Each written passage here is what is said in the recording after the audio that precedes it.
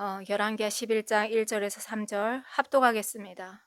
아하시야의 어머니 아달랴가 그의 아들이 죽은 것을 보고 일어나 왕의 자손을 모두 멸절하였으나 요람 왕의 딸 아하시야의 누이 여호세바가 아하시야의 아들 요아스를 왕자들이 죽임을 당하는 중에서 빼내어 그와 그의 유모를 침실에 숨겨 아달랴를 피하여 죽임을 당하지 아니하게 한지라.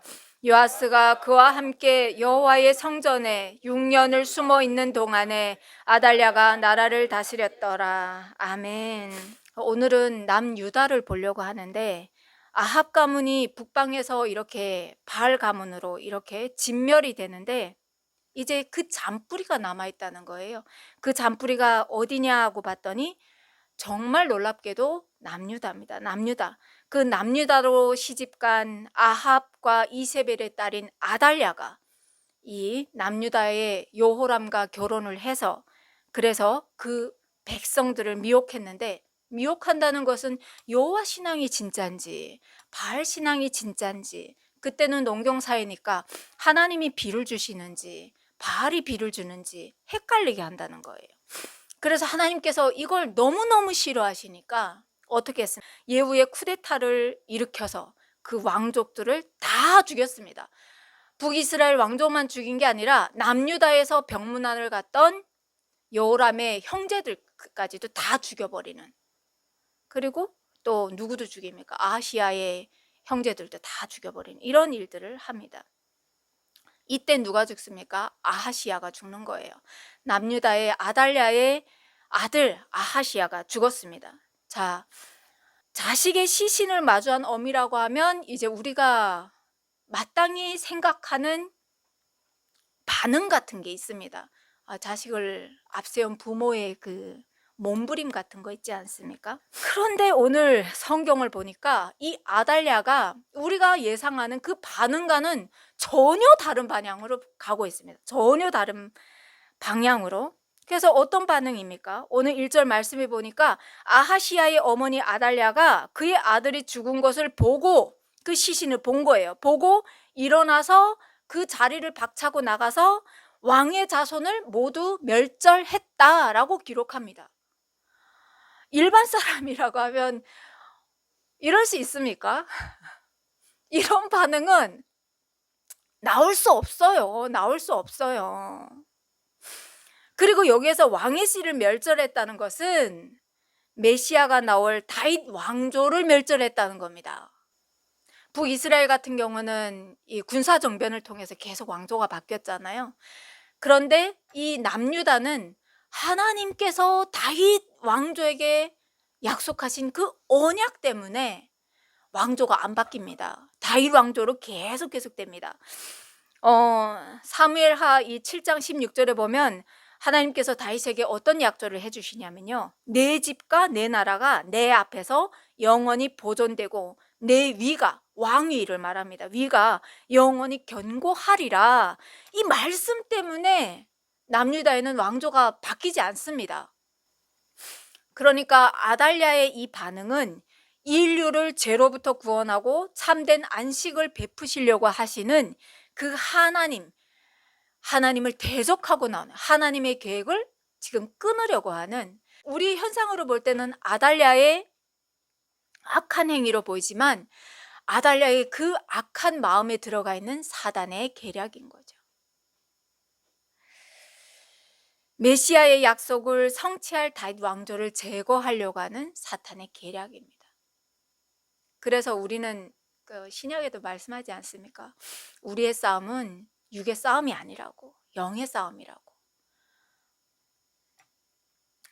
자, 여러분, 그 아달랴의 남편 여호람을 기억하시죠? 이 여호람이 왕위에 올랐을 때 여호사밧의 아들입니다. 이 여호사밧이 죽으면서 장자였던 여호람에게는 왕위를 물려주고, 그리고 나머지 자식들에게는 재산과 성읍을 물려주면서 편안히 살 수 있도록 다 예비하고 갔습니다. 그런데 여호람이 올라와서 권력을 지니까 그가 제일 먼저 한 일이 무엇이냐?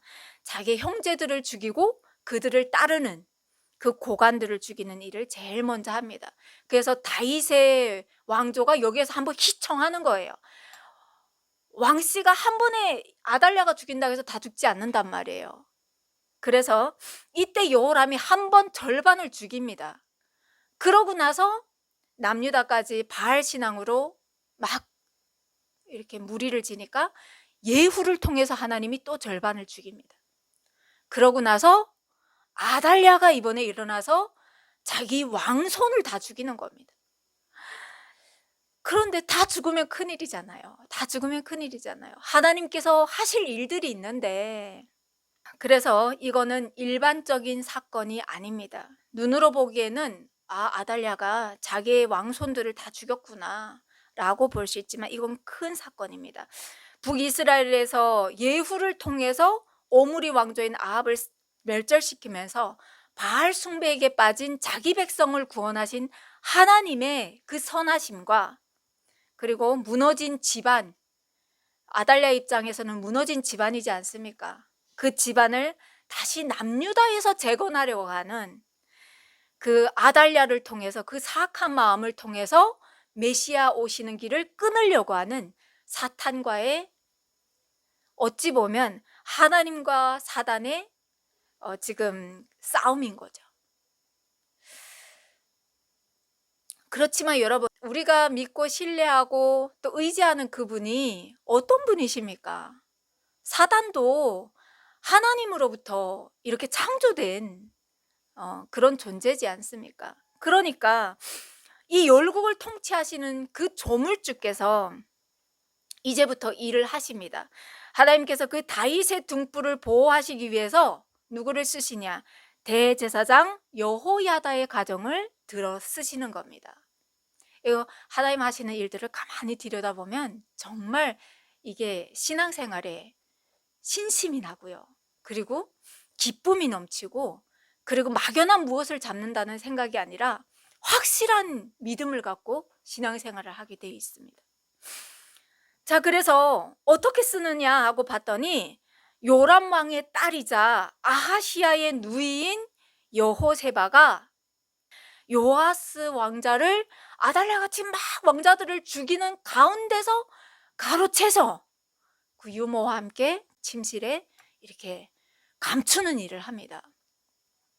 이 대목을 보면 생각나는 부분들이 막 있거든요. 사실 그 애굽에서 요셉 총리를 잇고 있었던 다른 왕이 오르지 않습니까? 애굽의 다른 바로가 일어섰을 때 백성을 막 만드시는 하나님의 섭리가 있었지 않습니까? 그래서 이스라엘에 보니까 여자보다 사내 아이들을 막 많이 생산을 하는 거예요. 고대 때는 여자는 인구에도 들어가지 않았습니다. 왜냐하면 전장에 나가서 싸워도 남자들이 나가 싸우기 때문이죠. 자, 그래서 이 새로 지금 애굽을 점령한 이 요셉 총리를 모르는 이 바로가 보니까 두려운 거예요. 이 민족을 가만히 놔두면 왠지 이제 자기들을 다시 반역해서 이 왕권을 뒤집어 엎을 것 같은 거죠. 그래서 이들이 어떻게 합니까? 산파를 보냅니다. 산파를 보내서 남자아이가 태어나면 다 죽여라 라고 얘기를 해요. 근데 산파들도 하나님께서 그 두려운 마음을 주시니까 죽이지 못하는 거예요. 그래서 결국에는 아빠 엄마가, 부모님들이 그 남자아이를 자기 손으로 그 나일강에, 악어가 사는 그 나일강에 던져야만 하는 그 험난한 순간 속에서 하나님께서 어떤 일을 하십니까? 어린 아기 하나를 만들지 않습니까? 사람이 생각하는 전혀 다른 일들을 하나님께서 하시는 거예요. 그래서 그 아이가 자라서 어떻게 됩니까? 이 바로 궁전에서 모든 것들을, 지략과 지식과 모든 것들을 다 배워서 결국에는 80세 노년에 하나님께서 쓰셔서 애굽이 출애굽을 시키는, 이스라엘을 건져내는 그런 일들을 하지 않습니까? 그리고 우리가 아직 안 봤지만 예수님께서 이 땅에 오셨을 때 세상 왕이 어떻게 합니까? 놀라가지고, 깜짝 놀라가지고, 이 동방 박사들이 세상에 임금이 나왔다 하니까 두려워서 그 아이를 죽이려고 하지 않습니까? 그래서 2살 밑에 아이들이 다 죽습니다. 이런 일들이 다 같이 겹쳐 보이는 거죠. 하나님께서 하시는 일들 가운데. 하나님께서 하시는 일들은 보면요, 생명을 걸지 않으면 아무 일도 할 수가 없습니다. 그거는 오늘날 우리에게도 하시는 말씀이 동일한데, 뭔가 안정된 상태에서 한 걸음 걷는다는 것은 믿음이 아닙니다. 하나님께서 하신다는 것을 분명하게 믿고 신뢰함으로 우리가 먼저 한 걸음 걷는 게 믿음입니다. 그분께서 하신다는 그 믿음으로 말미암아 먼저 한 걸음 걷는 거죠.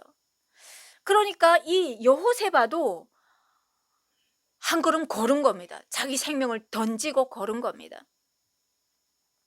그래서 이제부터 일이 막 이렇게 생겨나게 되는데, 이 요아스 왕자는 그로부터 성전에서 6년 동안 숨어서 지내죠. 숨어서 지내고 이 6년이라는 세월 동안은 아달랴가 통치하는 남유다가 됩니다.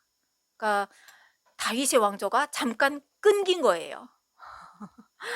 아달랴는 다윗의 왕조가 아니지 않습니까? 한번 탁 끊기는 거예요. 자, 이렇게 아달랴가 막 폭정 정치를 하고 있던 그때 지나서 7째 되는 해에 이 여호세바의 남편인 대제사장 누굽니까? 여호야다가 7살 된 요아스를 이제 왕으로 앉히려고 일을 하죠. 그래서 이 사람이 같이 하나님의 전을 섬기는 사람들이 있지 않겠습니까? 그러면서 누가 진짜고 가짜인지 보이지 않겠습니까? 그래서 이 여호야다가 백부장들과 또 호위병의 백부장들을, 지휘관들이죠, 지휘관들을 불러서 여호와의 성전에 들어갑니다. 그리고 먼저 맹세하게 하죠. 맹세하고 나서 그리고 요아스를 보여주는 겁니다. 우리에게 다윗의 왕조가 끊어지지 않았다. 그러면서 요아스를 보여주면서 동시에 무엇을 합니까? 아달랴를 척결할, 그러니까 혁명을 일으키자라고 말을 하죠. 그래서 이들이 준비를 하는데, 이들의 준비는 과연 생명이 담보가 된 겁니까? 아닙니다. 생명을 내던지고 하는 겁니다. 이대로 죽으라면 죽겠습니다 라고 우리 찬양에도 있듯이 나의 목숨도 달라고 하면 십자가 밑에 놓겠습니다. 이 지금 고백이 지금 여기에서 흘러나오고 있는 겁니다. 그래서 이분들이 여호야다를 왕자로 합심을 해서, 그래서 군사를 모으고, 그리고 여호야다가 왕자를 인도하여 내고 요아스 머리에 왕관을 씌우고, 그리고 또 뭘 줍니까? 율법책을 주고 그 머리에 기름을 붓고 왕으로서 선포하는 거죠. 자, 그렇게 나팔이 불 때 모든 백성들이 기뻐하면서 왕 만세를 부르는 겁니다. 이걸 누가 듣습니까? 아달랴가 듣는 거죠. 아달랴가 듣고 깜짝 놀라는 거예요. 아니, 지금 왕은 난데 어디서 지금 이런, 왕자들 다 죽였다고 했는데 자기의 왕권에 좀 위협이 되는 그 왕자들을 다 죽였는데, 왕손을 다 죽였는데 이게 무슨 소리야? 그래서 아달랴가 막 나가보니까 이런 상황이 펼쳐진 겁니다. 아달랴가 뭐라고 합니까? 반역이로다 하면서 막 옷을 찢고 난리가 난 거예요. 자, 여호야다의 개혁이 성공한 겁니다. 그래서 왕과 백성이 다 주님의 백성이 되는 언약식을 갖습니다. 거기서 요아스가 왕위에 오르고 나서 왕과 백성이 하나님 앞에 이제부터 살겠습니다 하는 그 언약을 맹세한다니까요. 그리고 동시에 또 뭘 합니까? 왕과 백성 사이에도 언약을 갖는 겁니다. 하나님이 먼저고, 그리고 우리가 하나님 밑에서 하나님의 율법 따라 살겠습니다, 이런 언약식을 갖는 거죠. 그래서 성경은 기록합니다. 이 혁명을 주도한 사람이 여호야다 대제사장입니다. 그래서 대제사장이 있는 동안 요아스 왕은 이 여호야다의 교훈을 받아서 그 모든, 여호야다가 살아있는 모든 날 동안에 여호와 보시기에 정직히 행하였다. 리더가 중요하죠. 리더가. 그리고 아달랴는 어떻게 되냐? 왕실의 말들이 뛰어다니는 그 거리에서 처참하게 또 죽습니다. 그래서 바알을 깔려고 아합 가문을 다시 일으키려고 했던 그 아달랴의 계략은 여기서 끊어나는 겁니다.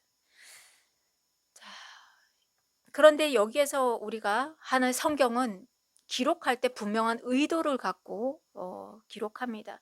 요아스가 보면 여호야다 제사장이 있을 때와 여호야다 제사장이 죽은 후에 갈려요. 그의 이 통치가 갈립니다. 그 말은 뭐냐? 한 사람이 올바른 리더로 서려고 하면 그 사람 옆에 누가 있느냐, 그리고 그 사람의 마음가짐이 얼마나 중요하냐라는 것을 말하고 있습니다. 여호야다 대제사장이 130세에 죽는데 하나님께 살아있는 동안 경건하고 그리고 희생 제물을 드리면서 하나님 앞에 온전히 살다 보니까 요아스가 온전히 살지 못할 때는 늘 견책하고 율법에 맞게끔 아버지의 마음으로 요아스에게 얘기를 했겠죠. 그래서 요아스가 여호야다 대제사장이 살아있는 동안 요아스는 이렇게 경건하게 살았다라고 기록합니다. 이 사람이 대체 그러면 여호야다 제사장이 있을 때 어떻게 살았길래 경건하다고 할까? 그런 것들도 우리가 배워야 하나님 앞에서 뭐가 경건인지를 알 수가 있겠죠. 요아스가 조금 성장하고 나서 성전을 보수할 뜻을 세웁니다. 그래서 제사장들과 레위인들에게 성전이 이렇게 무너진 데 있으면, 구멍 난 것이 있으면 빨리 가서 보수 공사를 하십시오 하고 얘기를 했어요. 그런데 요아스가 7살의 왕이 오르고 나서 23년 되는 해 하니까, 그러니까 30세 되는 해 되겠죠. 이 해에 요아스가 23년이 되도록 성전 보수가 끝나지 않는 거예요. 아니, 진척이 진행이 되지 않는 거예요. 그래서 이 왕이 대제사장을 불러서 물어봅니다. 아니, 왜 성전 보수를 위한 세금을 거두지 않습니까? 빨리 성전 보수를 하라니까요 라고 대제사장에게 재촉을 하죠. 자, 여기서 말하는 세금은 무슨 세금이냐? 출애굽기 30장에 근거한 세금입니다. 남자가 이렇게 성장을 하면 20살이 되는 해에 가난한 자든 부한 자든 모두 성전 세겔로 반세겔씩 냈습니다. 그러니까 이거는 무슨 의미냐면요, 그냥 세금을 냈다라는 뜻이 아닙니다. 가난한 자나 부한 자나 하나님 앞에서 모두가 평등합니다 라는 뜻을 의미하고 있습니다. 그러니까 우리가 이제는 하나님의 백성입니다. 그래서 하나님 앞에 마땅히 드릴 것을 드립니다 라는 신앙 고백이 담겨진 세계를 바로 이 성전 세계라고 하는데, 그런데 이 세금을 누가 허비를 했느냐? 오늘 말씀을 보면 아달랴의 아들들이, 제사장이 그럽니다. 아달랴의 아들들이 하나님의 전을 파괴하고 또 여호와의 전의 모든 성물들을 바알을 위해서 사용하였기 때문에 없습니다 라고 얘기하는 거죠.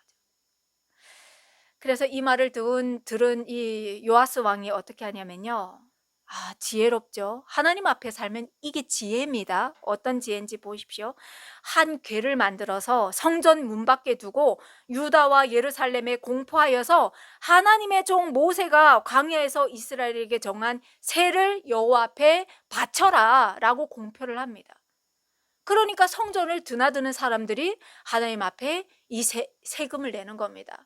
근데 출애굽기에서 말씀하신 이 세겔은 한 번 드리는 세금이었어요.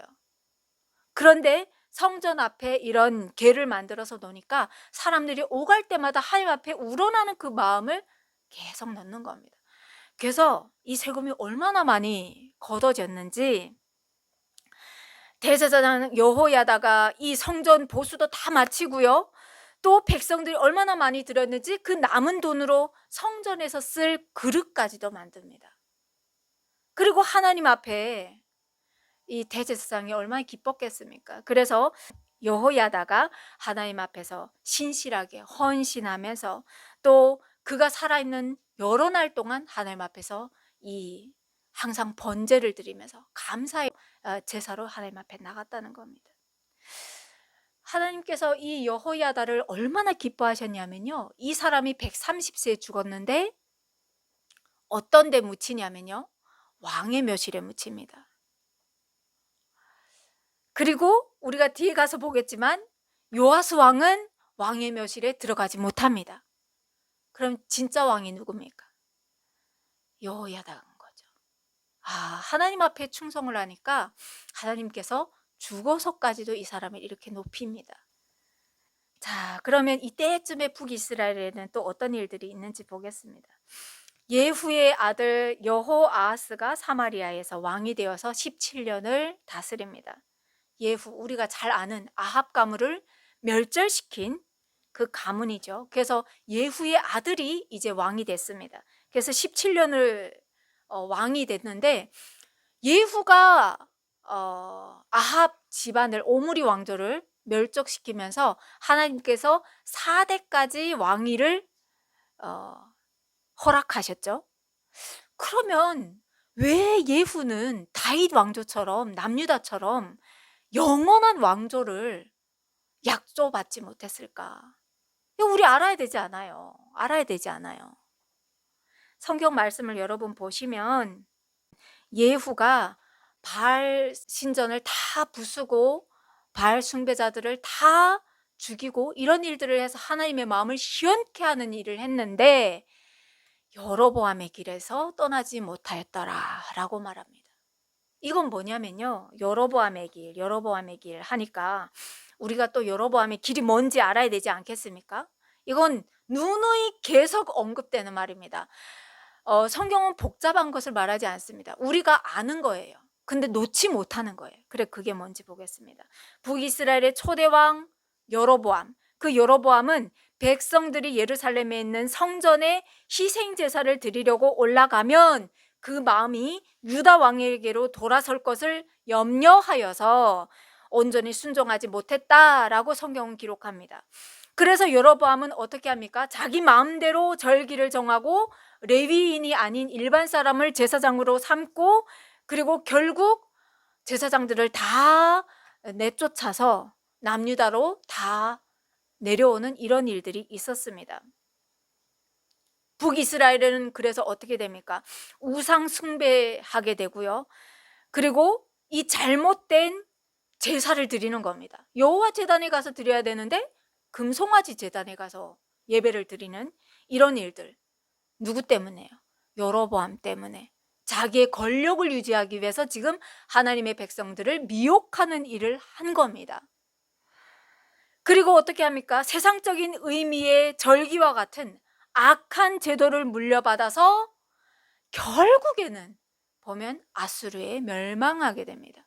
이게 바로 여로보암의 길이었고 바하사의 길이었고, 그리고 거기에 덧붙여서 아합은 바알 신앙으로 개종하는 일까지 알아야 됩니다. 이걸 알아야 우리가 혼합 종교를 하지 않습니다. 하나님께서 싫어하는 것은 과감하게 잘라버려야 되는 겁니다. 자, 그래서 예후도 여로보암의 길을 버리지 못해서 하나님께서 그래도 바알을 쓸어버렸잖아요. 그래서 하나님께서 그 속이 너무 시원하셔서 내가 4대까지는 왕위를 이어주겠다라고 약속하신 겁니다.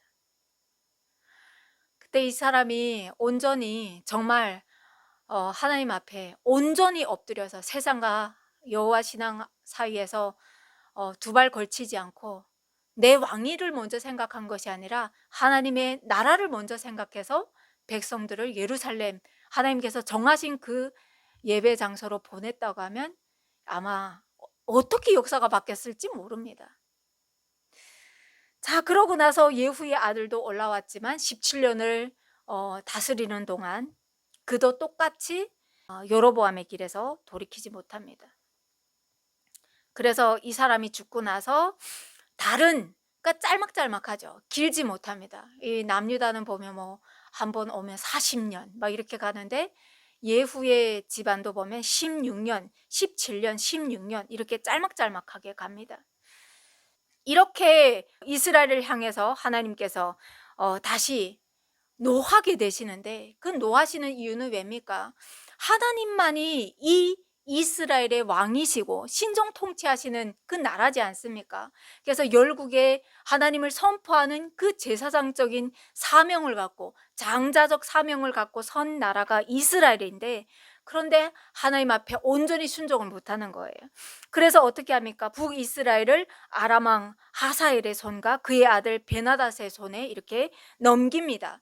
그러면 앞으로도 계속 나오는데 아람과 아수르 계속 나옵니다. 그럼 대체 뭔데? 라고 생각할 수 있는데, 북이스라엘의 담벼락 같은 역할을 한 나라가 바로 아람입니다. 그러다 보니까 아수르가 쩍하면 이 아람을 치러 오는 거예요.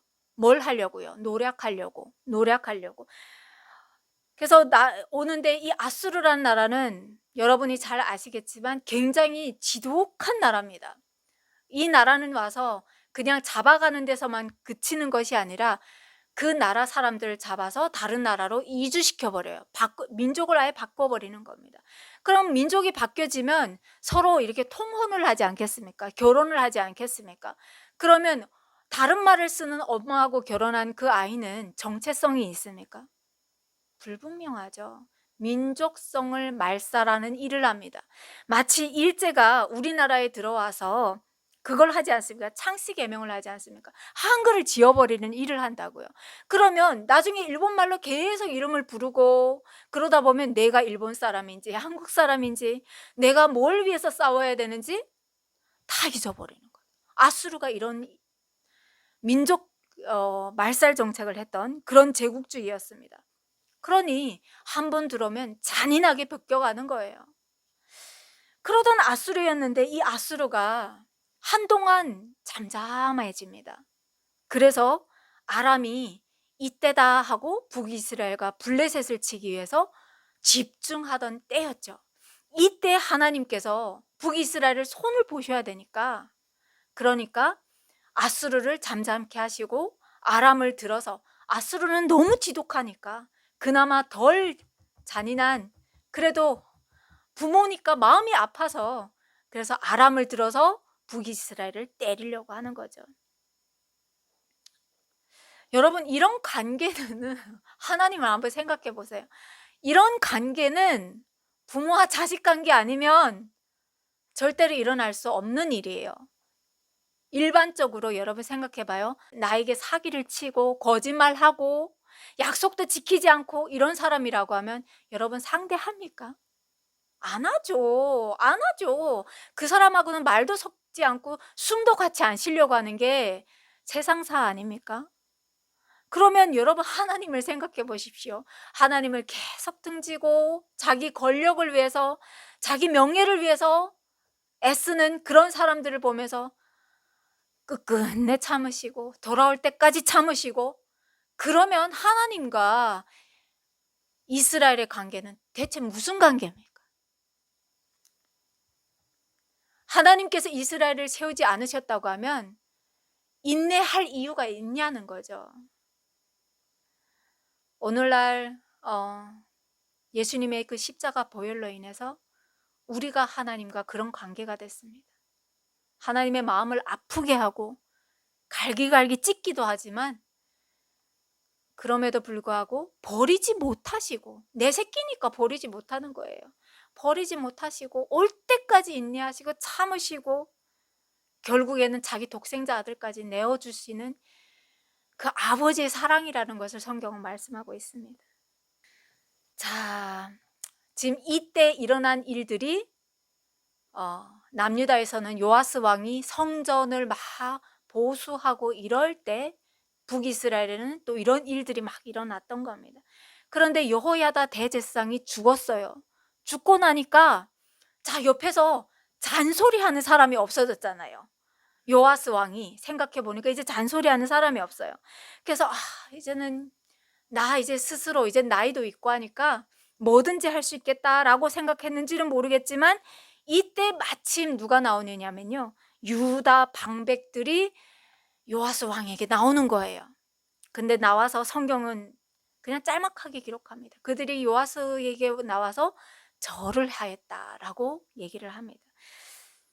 절을 했다라는 것은 여러분, 물론 왕이니까 절을 해야지. 그러면 뭐 머리를 까딱하겠어? 라는 게 우리의 상식적인 우리의 그 사고지만, 뭐냐면요, 이들이 나와서 왕을 교만하게 만드는 겁니다. 왕을 교만하게 만드는 겁니다. 그리고 그릇된 말로 왕의 길을 어지럽히는 겁니다. 그러니까 성경이 말씀하고 있는 겁니다. 그들이 어떻게 합니까? 요아스가 그 다음부터 뭘 하냐면요, 여호와의 전을 버리고 뭘 드려냐? 아세라 목상과 우상을 섬기기 시작했다. 여러분, 옆에 사람을 잘 둬야 됩니다. 하나님께서 복 주시는 사람은요, 우리가 흔히 볼 때 갑자기 뭐 벼락부자가 된다든지, 갑자기 뭐 오늘날로 말하면 뭐 주식이 갑자기 상승을 해서 뭐 떼돈 번다든지, 아니에요. 하나님께서 복 주시는 사람은 그 옆에 좋은 사람들로 진을 치게 하시는 거예요. 그래서 그 좋은 사람들을 통해서 만남을 열어가시고 길을 열어가시는 거예요. 그래서 예전에 안 보였던 축복의 길들이 그냥 아스팔트처럼 이렇게 펼쳐 보이는 겁니다. 이게 하나님께서 주시는 복입니다. 그런데 내가 높아지겠다고 하면 하나님께서 그때부터 하나님께서 벌 주신다는 것은 뭐 어느 날 갑자기 무슨 해초리를 들어서 막 때리는 게 아니라 돕는 사람들을 싹 걷어버리시는 거예요. 그럼 그때부터 내가 길을 개척해야 돼요. 그러면 그때부터는 돈이 많으면 아부하는 사람들이 얼마나 또 진을 치겠습니까? 결국에는 망하는 거예요. 망하는 거. 그런데 하나님께서, 유다는 다윗의 왕조지 않습니까? 그래서 선지자들을 보내요. 그런데 요아스 왕이 안 돌아오는 겁니다. 안 돌아와요. 그래서 하나님께서 어떻게 합니까? 이 사람이면 듣지 않을까 싶어가지고 여호야다 대제사장의 아들 요아스와 함께 어린 시절을 보냈던 친구, 그 친구에게 여호와의 영이 확 감화 감동을 주는 겁니다. 그래서 스가랴가 요아스 왕에게 나갑니다. 그래서 요아스 왕에게 말하죠. 이르되 하나님께서 이같이 말씀하시기를 너희가 어찌하여 여호와의 명령을 거역하여 스스로 형통하지 못하게 하느냐. 너희가 여호와를 버렸으므로 여호와께서도 너희를 버리셨느니라 라고 하나님의 그 마음을 전하는 겁니다. 왜? 돌아오라고. 그런데 요아스 왕이 어떻게 하냐면요, 백성들을 시켜서 스가랴를 잡아서 여호와의 면전에서, 여호와의 성전 뜰 안에서 스가랴를 돌로 쳐서 죽입니다. 와, 그 진짜 죽는 진짜 1초를 다투는 그 순간에 하나님께서 살려주셨는데, 그래서 그 여호야다가 그 6년 동안 숨기면서 살지 않습니까? 아달랴에게 발각나면 다 죽는데, 그런데 요아스는 지금 은혜를 원수로 갚는 겁니다. 와, 이거 어떡합니까? 그래서 스가랴가 죽으면서 하나님 앞에 말합니다. 이렇게 기도합니다. 여호와는 감찰하시고 신원하여 주십시오. 하나님께서 판단해 주십시오. 이보다 더 무서운 기도는 없습니다. 자, 이런 일이 있고 나니까 어떤 일들이 일어납니까? 아람 군대가 요아스를 치려고 올라오죠. 하나님께서 가만 놔두지 않는 거예요. 하나님께서.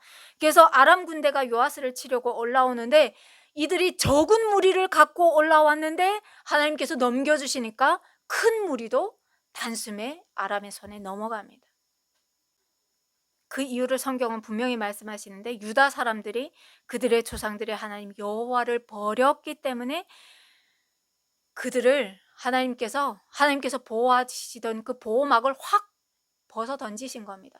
그러니 세상의 늑대들이, 굶주린 늑대들이 막 달려와서 힘이 없는 이 양들을 그냥 다 잡아먹는 거죠. 여러분, 그렇게 생각하시면 돼요. 배고픈 늑대들이 와서 자기 힘이 세다고 우쭐대는 그 양들을 다 삼켜 먹은 거예요. 하나님은 이렇게 때리는 겁니다. 이렇게. 그러니까 하나님의 보호막이 있을 때 감사하며 살아야 된다는 겁니다. 그리고 이 전쟁에서 요아스가 큰 부상을 당하고 결국은 죽는데, 이 스가랴를 죽인 그 일을 분노해야 하던 부하들의 손에 결국은 요아스가 죽습니다. 군사정변이 일어나는 거예요. 그런데 요아스가 올라와서 한 일이 뭐냐, 성전 보수를 했고 그 다음은 아내를 맞아서 자손들을 많이 낳았다는 거죠. 그러니 다윗의 왕조는 끊어지지 않는 거죠. 그러고 나서 그의 아들 아마샤가 왕이 됩니다.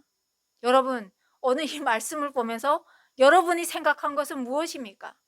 하나님께서 이 말씀을 보면서 왜 무슨 말씀을 하려고 하시는 것 같습니까?